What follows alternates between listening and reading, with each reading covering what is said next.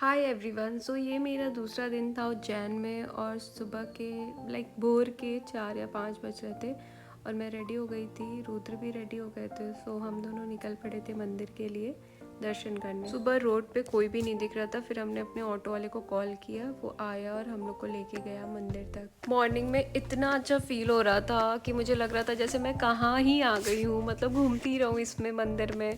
और फिर मैंने महाकाल जी का दर्शन किया और उनसे खूब सारी विशेस मांगी, अपने घर के लिए, अपने ससुराल के लिए, अपने फ्रेंड्स के लिए, अपने लिए, सबके लिए।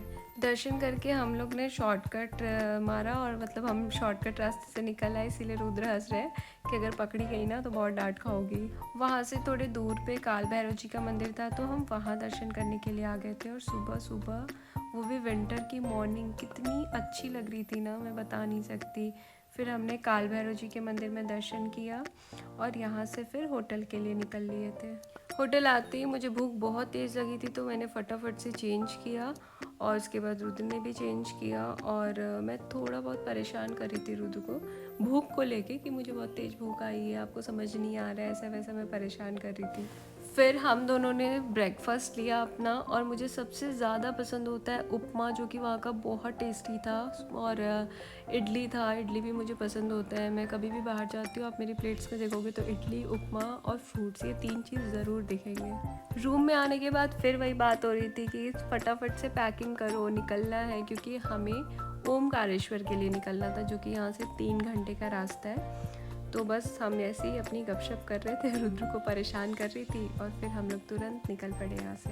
हम उज्जैन से 11 बजे निकले और 3 बजे तक ओमकारेश्वर पहुँच गए थे। और उसके बाद हमने वहाँ पे एक होटल में चेकिंग किया, जो कि अभी न्यूली बना हुआ था, बट बहुत प्यारा था, क्यूट सा, छोटा सा, बहुत प्यारा। इसका रूम भी बहुत प्यारा था। मैं इसका रूम टूर भी आपको दिखा रही हूँ कि कितना क्यूट है, मतलब कम स्पेस में उन्होंने इतना अच्छा बनाया है, और प्राइसिंग भी इनकी बहुत अच्छी थी।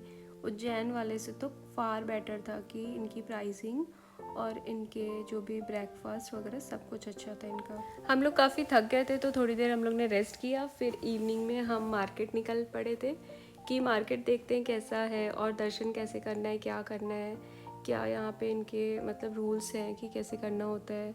और फिर नेक्स्ट मॉर्निंग के लिए हमें दर्शन प्लान किया कि हम नेक्स्ट मॉर्निंग करेंगे। मैं इस टाइप के मार्केट में आती हूँ तो मुझे सबसे पहले मतलब सबसे ज़्यादा कुछ लेने का मन होता है, तो चूड़ियाँ, यहाँ पे बिंदी भी कभी कभी अच्छी अच्छी मिल जाती है, तो मैं वही सब चीज़ें ढूंढ रही थी और मुझे मिल गई थी, कुछ चूड़ियाँ मिल गई थी। मैंने अपनी मदर इन लॉ के लिए लिया और अपने लिए लिया।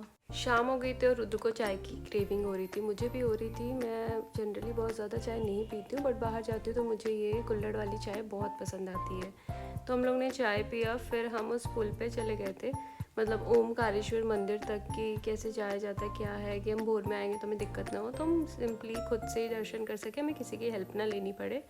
तो हम लोग यही सारी चीज़ें चेक करने गए, फिर रिटर्न आए तो मुझे ये मिला पान। बीइंग अ बनारसी, हम लोगों ने मीठा पान ट्राई किया। हम लोगों ने क्या, मैंने ट्राई किया, रुद्र को तो बिल्कुल पसंद नहीं है सब चीज़ें, मुझे मीठा पान पसंद है कभी कभी।